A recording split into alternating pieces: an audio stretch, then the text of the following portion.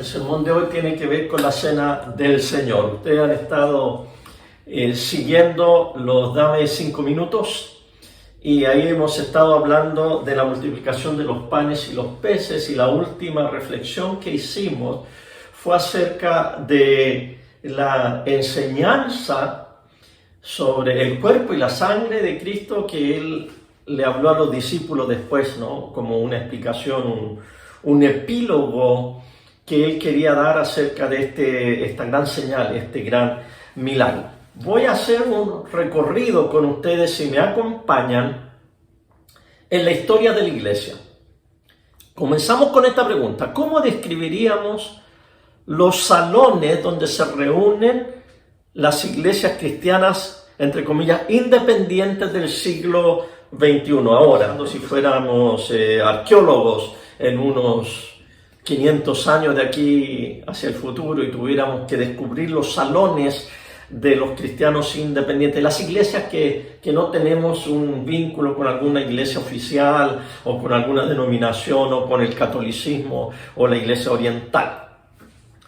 Yo diría que esta es la mejor manera que podríamos describirlas. Un salón amplio, con pantallas gigantes, con muchos cables eléctricos, con butacas, asientos que serían como adecuados para un espectáculo, un cine o un concierto, y algunas bocinas o parlantes grandísimos, unos a nivel del piso y otros colgados arriba. Ahora, entiéndame bien, no quiero que usted perciba que yo estoy criticando o burlándome o siendo sarcástico con lo que nuestros salones de iglesia hoy en el siglo XXI muestran, sino que quiero decir que el siglo XXI es el siglo de la tecnología. De hecho, estamos usando la tecnología, estamos usando Zoom, Facebook, YouTube, WhatsApp, mensajes de texto, estamos viéndonos y estamos teniendo la comunión cristiana a través de la tecnología, así que no es una crítica. No estamos usando casi la Biblia de papel, sino que estamos usando la Biblia electrónica, digital, la estamos viendo en el iPad o en el teléfono. Ahí estamos leyendo, el papel casi no se está usando. Por eso que la pantalla, hoy en día en el siglo XXI, para la iglesia, es más importante que el papel, especialmente por la cultura de nuestras generaciones actuales, nuestros hijos y nuestros nietos. ¿Cuál sería la conclusión de la iglesia independiente del siglo XXI? Es esta: lo más importante para los cristianos del siglo XXI es la experiencia sensorial de la adoración. Por eso necesitamos el sonido, por eso necesitamos la pantalla para mirar, por eso que necesitamos los bajos. Eso yo no lo entiendo mucho, pero a los jóvenes les gusta mucho el bajo, que es el que te hace retumbar aquí el pecho, bum, bum, bum, bum. Es una experiencia no auditiva, sino corporal. Por eso las luces, hasta las bombitas de humo que en algunos cultos que he estado, ¿no? O sea, experimentar la adoración. Dios está aquí con nosotros, estamos todos juntos alabando a este Dios y la tecnología nos ayuda. Vamos retrocediendo en el tiempo. Los voy a llevar al principio del siglo XX, los años 1900. Fines del 1800, principio del 1900. La iglesia cristiana independiente. Si vamos a observar o vemos fotos o fuéramos arqueólogos y pudiéramos descubrir una de esas iglesias, ¿qué descubriríamos?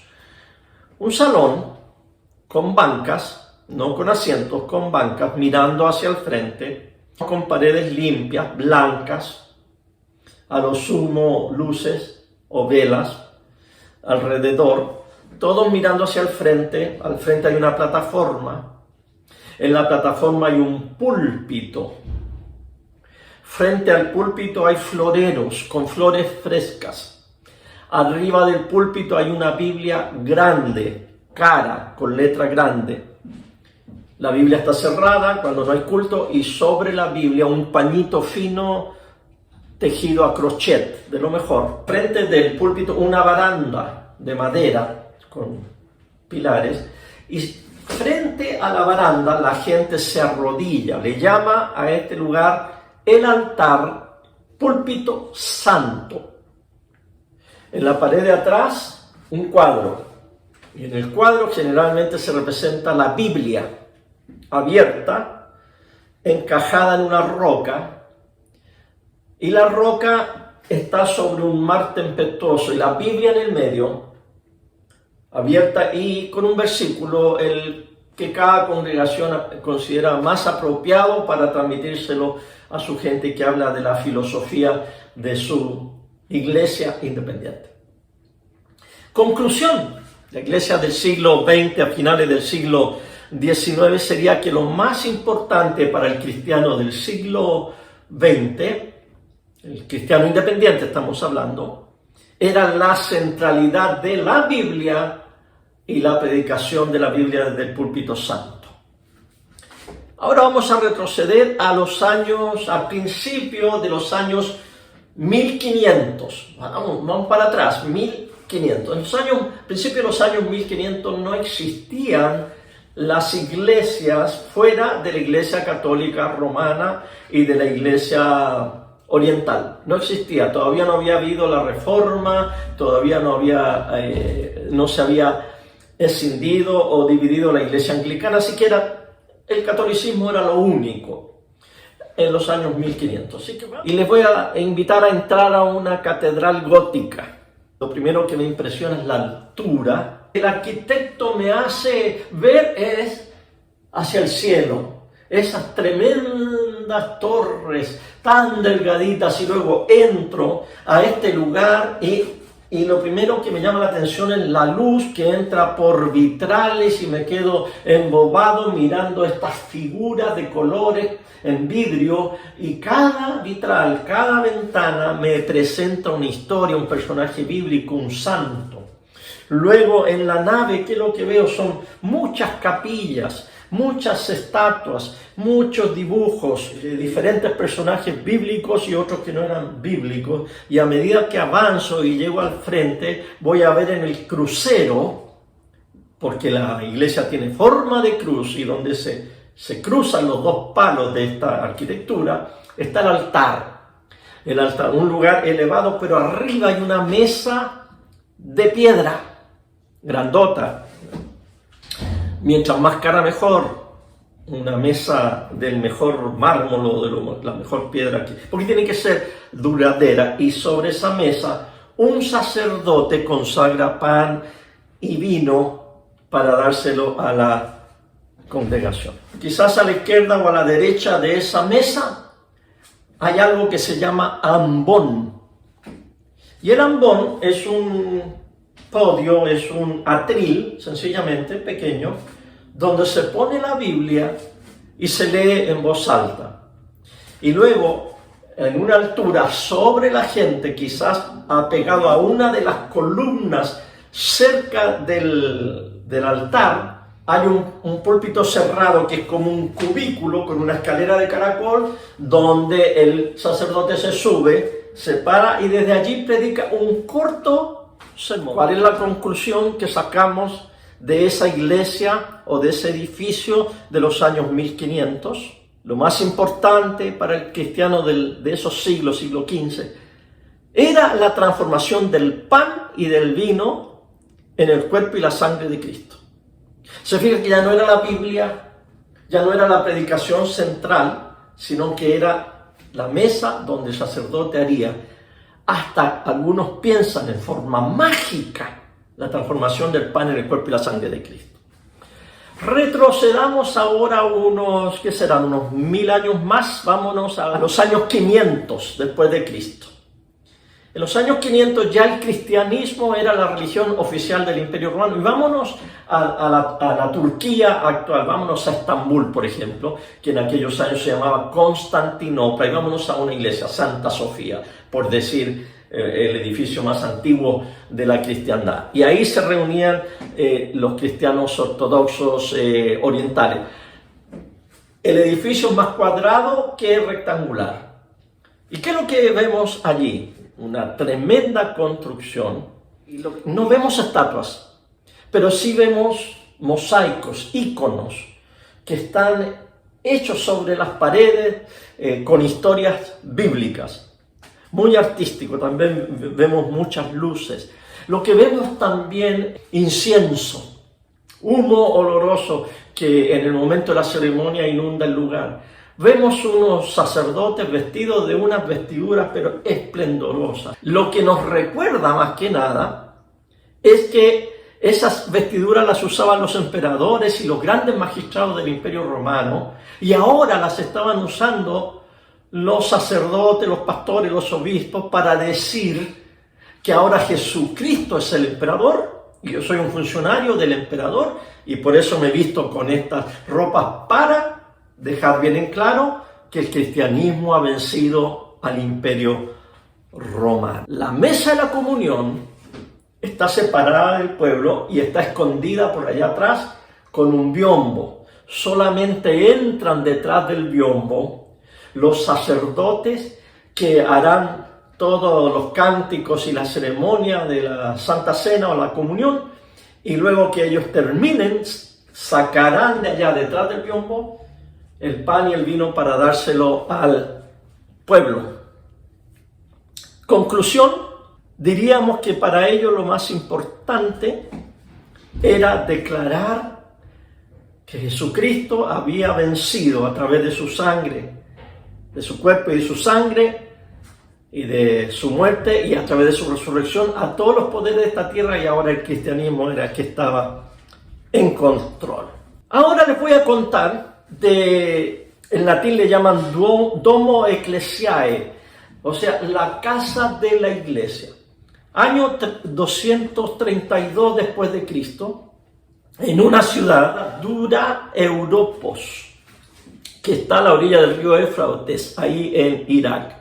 Una ciudad que fue abandonada por muchos siglos, y luego en el año 1923 por ahí se empezó a excavar y se descubrió que cerca de la pared de la ciudad había una casa, y era la casa donde se reunían los cristianos. No era una basílica, no era un templo, era una casa transformada para que allí se reunieran los cristianos. Por eso es que le llaman casa iglesia, Domo Ecclesia. Y allí se dieron cuenta que se había botado una pared para poder ampliar el lugar, que quedó como de o 15 por 5, no me acuerdo bien, para unas 100 personas. Y este lugar tenía muchas como dibujos, grafitis en las paredes, dibujos del buen pastor, la mujer samaritana. Esta semana que viene en el Dame 5 minutos vamos a hablar de cuando Jesús caminó sobre el mar. Ahí hay un dibujo, el dibujo más antiguo del año 232 de Jesucristo caminando sobre el mar y tomándole la mano a Pedro. Hay un bautisterio también, una pequeña sala donde había una piscinita donde bautizaban a la gente. El Domo Ecclesia, es el edificio más antiguo como casa donde se juntaban los cristianos.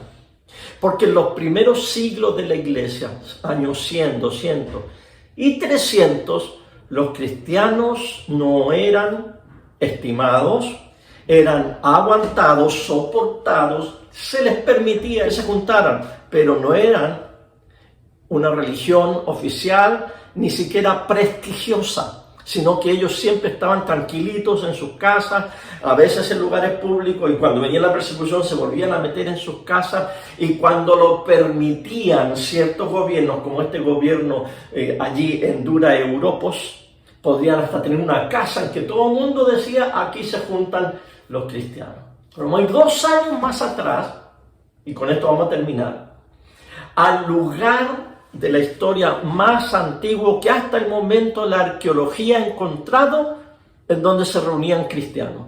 Se trata de un lugar en un pueblito en Israel, en el valle de Armagedón. El pueblo se llama Megiddo. A las afueras de este pueblo, donde antiguamente había habido un campamento romano de soldados, porque los que están estudiando conmigo por ahí pasa la vía Maris, esa vía comercial donde pasaban los comerciantes y los soldados y los ejércitos, y allí había instalado un gran batallón el año 2003, 2004, por ahí, la cárcel se tuvo que ampliar, así que tuvieron que excavar, y encuentran un mosaico. Se detiene en la construcción y de ahí surge lo que hoy se llama la sala de oración de los cristianos. Es una casa con tejas romanas y no es como casa habitación, pero está en un sector de casas, pero era un salón, ya no era casa, sino que era un salón. Allá en medio, ustedes pueden ver que hay un cuadradito, un poquito elevado, y a los lados del cuadrado hay un mosaico de los años, imagínense, año 230 después de Cristo. Ahí se reunían los cristianos. ¿Por qué lo sabemos? Por lo siguiente. Los mosaicos tenían características cristianas y estaban escritos, había lectura donde decía quiénes eran los que habían patrocinado con dinero la construcción de ese lugar o de ese salón. Y hay uno en forma especial que dice lo siguiente: Aquepta, la que ama a Dios, ha ofrecido esta mesa al Dios Jesucristo como memorial. Eso que ustedes están leyendo ahí son letras mayúsculas griegas de aquellos tiempos. Esta mesa, dice, que está aquí en esa cosa levantadita, la ha regalado, la ha ofrendado una mujer de nombre Aquepta, que viene de aceptada, de la aceptada. Aquepta la ha ofrecido al Dios Jesucristo. Es lo más antiguo que tenemos en la arqueología como testimonio de varias cosas. Primero, de que a Jesucristo se le adoraba como Dios, y no es raro. Tito 1:1 habla de nuestro Dios y Salvador Jesucristo. Primera Pedro capítulo 1 también nos habla de Jesucristo como Dios. Los cristianos primitivos adoraban a Cristo como Dios. Lo principal, ya que estamos viendo cuál era la idea principal de las reuniones y de los edificios donde se reunían los cristianos: la mesa de la comunión, la mesa del Señor. Y tan orgullosa y tan contenta estaba esta mujer, que seguramente tenía dinero para patrocinar una buena mesa. Obviamente que la mesa, como es de madera, no está, pero está el podio donde estaba esta mesa y estaba el salón donde los cristianos se reunían en torno a la mesa. Para ellos lo más importante en el siglo II era reunirse en torno a la mesa, o lo que nosotros le llamamos la Santa Cena. Bueno, espero que me hayan entendido la idea de cómo a través de los siglos el énfasis cristiano ha ido cambiando un poquito, de hecho, y cambia porque la iglesia siempre se está reformando. Cuando surgen corrientes de avivamiento, cuando surgen corrientes que el Espíritu Santo levanta para despertar su iglesia. Y como les decía, en la Edad Media, en el tiempo de la hegemonía de la Iglesia Católica, este asunto de la Santa Cena se transformó en algo bastante mágico y se transformó quizás en una herramienta de manipulación. Por eso que surgió el protestantismo, la Reforma, en la cual rechazó toda cosa mágica y milagrosa de la cena y enfatizó más en la otra parte, la parte del memorial. Acuérdense que Jesús dijo y es lo que le explicaba yo en los 5 minutos, Él tomó el pan y dijo: esto es mi cuerpo. Él tomó la copa con el vino y dijo: esto es mi sangre. Y lo dijo históricamente. Marcos es el primer evangelio escrito, el más antiguo, lo dijo allí. Y luego Mateo, que también saca información de Marcos, también lo dijo. Luego lo dice Lucas. Pero Lucas, cuando lo escribe, y casi no usamos nosotros Lucas porque está medio confundido cuando uno empieza a leerlo, la institución de la cena. Primero el Señor usa una copa y dice: no beberé más de esta copa hasta que la beba en el reino. Y después toma el pan y dice: sobre el pan, esto es mi cuerpo, y hagan esto en memoria de mí. Y después toma la copa, o sea que sería como la segunda copa, y dice: esta es mi sangre del nuevo pacto. Y luego Pablo, en la primera epístola a los Corintios, repite esto y dice en las dos, en la copa y en el pan, hagan esto en memoria de mí. El apóstol Juan en su evangelio no habla de la institución de la cena, no la encontramos. Habla de que se juntaron en el aposento alto, habla de cuando Jesús le lavó los pies a sus discípulos, habla del discurso no se turbe su corazón, habla de la vid verdadera, habla de la negación de Pedro, habla de Judas, pero no habla de la institución misma de la cena, sino que dice, después de haber comido, cenado con sus discípulos, bajó al jardín del Getsemaní. Ahora es curioso, ¿por qué Juan no habla de la institución de la cena como lo habla Lucas, Mateo y Marcos? Es que Juan está escribiendo a fines del primer siglo. Y a fines del primer siglo ya la iglesia estaba establecida en casas, obviamente. Ya hacía lo que tenían que hacer los cristianos: predicar a Cristo, el mensaje, el evangelio de salvación, bautizar a los creyentes y hacerles partícipes de la Santa Cena. Ya lo hacían, ya lo sabían, ya leían a Pablo, ya sabían lo que Pablo había dicho y tenían los otros evangelios. Entonces para Juan no era necesario otra vez, porque el evangelio de Juan es totalmente diferente con otros énfasis. Pero hay algo bien interesante. Juan sí se refiere a la comunión, a la Santa Cena, a la participación del cuerpo y la sangre de Cristo. Y lo hace precisamente después de la multiplicación de los panes y los peces. Lo hace en el capítulo 6 y lo hace de una forma sumamente revolucionaria y escandalosa, a tal punto que los mismos discípulos dijeron: lo que tú estás diciendo, Señor, nos retiñe en los oídos. Es algo que se ponían las manos así, es que no se puede escuchar esto que tú nos estás diciendo. Esto cae en el canibalismo.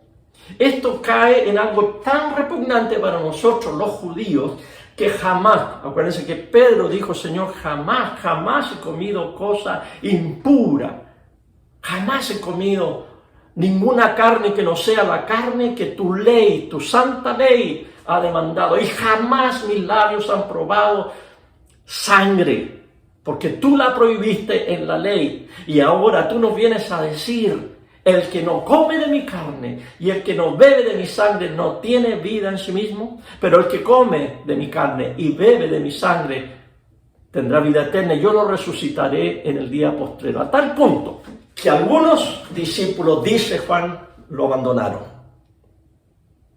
Y Jesús no dijo: pobrecito, pucha, ¿por qué se van? No se vayan. Sencillamente se volteó, se tornó hacia los que estaban ahí y dice: ¿ustedes también se quieren ir? Y Pedro dice: no, Señor, ¿a quién iremos si solo tú tienes palabras de vida eterna? Tremendo, profundo. En la historia de la iglesia, irse a los extremos no es bueno, Se han ido al extremo del esto es mi cuerpo y esto es mi sangre. A tal punto que piensan que al comer del pan y al beber de la copa están realmente comiendo carne y bebiendo sangre. O por lo menos se lo imaginan, ¿no? O tienen un tremendo respeto por él. Y en la historia de la iglesia, en reacción pendular, algunos se han ido al otro extremo de no pensar en el cuerpo y la sangre de Cristo, sino en el extremo de pensar: esto nomás es en memoria, es un recuerdo. Así que este versículo lo dividimos en dos. Generalmente los católicos están en este lado del cuerpo y la sangre, y los cristianos evangélicos en este otro lado de la memoria nomás. Y siempre los he animado, mis queridos hermanos, a encontrar que la verdad generalmente no está en los extremos, sino que está aquí en el medio, en la balanza. Nosotros de alguna manera debemos entender, por lo menos entender básicamente, que cuando participamos de la cena del Señor, participamos del cuerpo y de la sangre de Cristo, y lo hacemos en recuerdo, en memoria de Él. Esto es un misterio. 1 Corintios 10. Generalmente siempre leemos 1 Corintios 11 cuando usamos las palabras de la institución. Pero Pablo en el capítulo anterior ya la usó, ya lo mencionó. La copa de bendición que bendecimos no es la participación en la sangre de Cristo. El pan que partimos no es la participación en el cuerpo de Cristo. Pablo lo que está haciendo está criticando la manera en que los corintios tomaban la cena, porque la cena hoy para nosotros nomás es un poquito de jugo de uva o de vino y un pedacito de pan. Pero en aquellos años, los años primitivos de la iglesia, se hacía una comida, una cena realmente. Y en ese momento, a lo que ellos le llamaban el ágape, en algún momento del ágape había pan y vino en que se recordaba el cuerpo y la sangre de Cristo. Pero había un desorden, algunos tomaban mucho y se emborrachaban y algunos traían comida más fina y los pobres comían lo que sobraba. Era un desorden. Por eso que Pablo les está llamando la atención y les dice esto también. La copa de bendición, o sea, tiene una copa. Y esta copa que bendecimos, que tiene adentro jugo de uva o vino, no es la participación en la sangre de Cristo, es una pregunta retórica. En el fondo está diciendo Pablo, esta copa que nosotros usamos cuando participamos como iglesia, esta copa es la participación de la sangre de Cristo. Quizás su Biblia traduce la palabra de otra manera esa y dice que esta copa es la comunión. La versión Dios habla hoy dice la participación en comunión. Por eso que algunas iglesias, en vez de llamarle la Santa Cena, le llaman la comunión, basado en lo que Pablo está diciendo aquí. Así tenemos una conexión con el cuerpo y la sangre de Cristo cuando participamos de la copa. El pan que partimos no es la participación en el cuerpo de Cristo. Otra vez, pregunta retórica. Pablo está diciendo, el pan que partimos, queridos hermanos, en ese pan, cuando lo partimos y lo repartimos, lo que hacemos es participar, tener comunión con el cuerpo de Cristo. Y luego en el 17, puesto que el pan es uno, y ahí nos está diciendo la manera que lo hacía la iglesia primitiva, un pan, una copa. El cuerpo es uno, nosotros que somos muchos, somos un cuerpo porque todos participamos de aquel mismo pan. En el siglo XXI no estamos en una casa iglesia, no estamos en un salón de oración, no estamos en una basílica de estilo bizantino, no estamos en una catedral gótica, no estamos en una iglesia protestante con paredes blancas y un púlpito santo, ni siquiera estamos en la casa de la cumbre, que se asimila más como a lo que era el cristianismo primitivo, en una casa que tiraba paredes y ahí se reunían. Estamos en el siglo XXI, en una época de crisis. Y estamos cada uno en nuestros hogares, pero estamos participando del pan y de la copa. La primera carta de Juan, capítulo 1. Juan habla del verbo de vida, dice lo que nuestros ojos vieron, lo que nuestros oídos oyeron y lo que nuestras manos palparon tocante al verbo de vida. Eso es lo que les anunciamos, el verbo de vida es Jesucristo. Y eso estaba meditando en esto. ¿Cómo es que yo participo del cuerpo y la sangre de Cristo? Cuando yo como este pedazo de pan, ¿qué es lo que pasa? Primero lo veo. Lo toco, lo siento, lo palpo.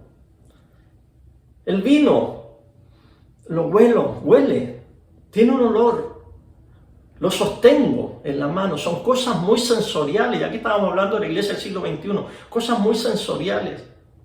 Incluso cuando vacío el vino, escucho el goteo del líquido en el recipiente. Y luego, cuando lo veo, la información va al cerebro y me está diciendo esto es pan, esto es vino. ¿Qué es lo que voy a hacer? Voy a hacer una ceremonia que como cristiano hago cada domingo y empiezo a analizar en mi mente, funciona el cerebro. Mire, tenemos la vista, el oído, el olfato, tenemos la boca que va a recibir, tenemos los dientes que va a mascar. Y luego la garganta, el esófago, que va a llevar este sorbito de vino que va a llevar este pan a mi estómago. Y luego van a entrar los jugos gástricos a disolver este pedazo de pan y este sorbo. Y luego el hígado va a empezar a funcionar y va a empezar a disolver las moléculas de este alimento para clasificarlas y poder enviarlas a un lugar y otro. Y luego el páncreas, ¿para qué? Para que ayude a disolver las azúcares que están aquí, porque esto tiene azúcar, tanto el vino como el pan. Y luego empieza a bajar por el estómago al intestino delgado. Y el intestino delgado tiene folículos, tiene pelitos que empieza a absorber lo que el hígado y el páncreas dejaron ahí listo para que el cuerpo empiece a nutrirse. Esos folículos llevan la nutrición a la sangre. La sangre la absorbe y empieza a distribuirla por todo el cuerpo. ¿Qué es lo que hace la sangre? Se va al cerebro. Y en el cerebro nos nutre. Se va a los músculos. Y nos da fuerza. Mire todo lo que acontece con el pan y con el vino. Ahora, como esta ceremonia, quizás para algunos sencillamente comer pan y beber vino y en memoria de Cristo que murió hace 2000 años, o incluso para alguno que se cole dentro de la ceremonia cristiana y que sea ateo y ni siquiera crea en ninguna afinidad espiritual con esto, sencillamente para él entró y salió. Pero para usted y para mí, dice Pablo, tengan cuidado, porque cuando comemos este pan y bebemos esta copa, participamos, tenemos comunión, que al ser el cuerpo de Cristo que entra en todo ese proceso que les dije, ojos, oído, olor, boca, esófago, estómago, hígado, páncreas, y que luego nutre cada parte de mi cuerpo. Si usted lo considera esto como la participación del cuerpo de Cristo, usted va a entender que Cristo lo nutre y se hace presente en su cerebro, que Cristo lo nutre y se hace presente en los latidos de su corazón, que Cristo lo nutre y lo hace fortachón en sus músculos. Y cuando usted salga al mundo, usted va a ser Cristo, la extensión de Cristo, Cristo mismo, para llevar el reino al que lo necesita. Esto no es sencillamente una ceremonia que hay que cumplir, que el Señor lo ordenó, pero tampoco tan supersticiosos como decir que esto, por unas palabras mágicas que solamente ciertas personas que han sido consagradas pueden lograr que esto se transforme. Estamos aquí, en el medio, diciendo, ni allá ni acá, aquí. Cristo se hace presente de una manera que no podemos explicarlo. En mi vida y en la comunión de los santos. Señor, gracias por hacernos dignos de venir a la mesa. Y Señor, gracias por este pan. Y gracias por este vino. Y pedimos que para nosotros, Señor, para nosotros sea verdadera comida y verdadera bebida. Y ayúdanos, Señor, a no solo pensar en lo material, en los panes y los peces, y en el beneficio material, sino que podamos mirarte a ti con este beneficio espiritual tan grande que nos diste, vida eterna y la esperanza de la resurrección. Nuestro Señor Jesucristo, la noche en que fue entregado, tomó en sus manos el pan. Habiendo dado gracias, lo partió, se lo dio a sus discípulos diciendo, coman de él, este es mi cuerpo, que por ustedes es entregado. Hagan esto en memoria de mí.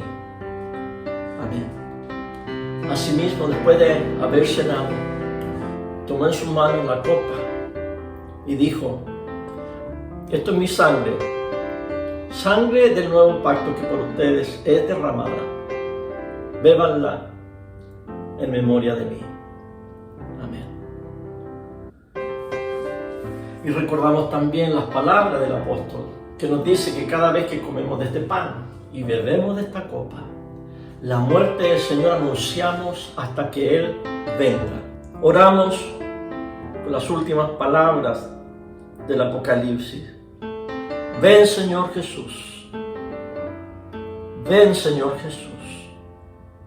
Venga tu reino. Hágase tu voluntad en la tierra como en el cielo. Y ahora que nos hayamos alimentado con este alimento divino, Señor, fortalécenos para que podamos ser sal de este mundo, luz de la tierra, levadura en la masa, nutridos por la comunión del cuerpo y de la sangre de nuestro Señor Jesucristo. Cristo ha muerto, Cristo ha resucitado, Cristo ha de volver. Amén y amén. Bendiciones, hermanos.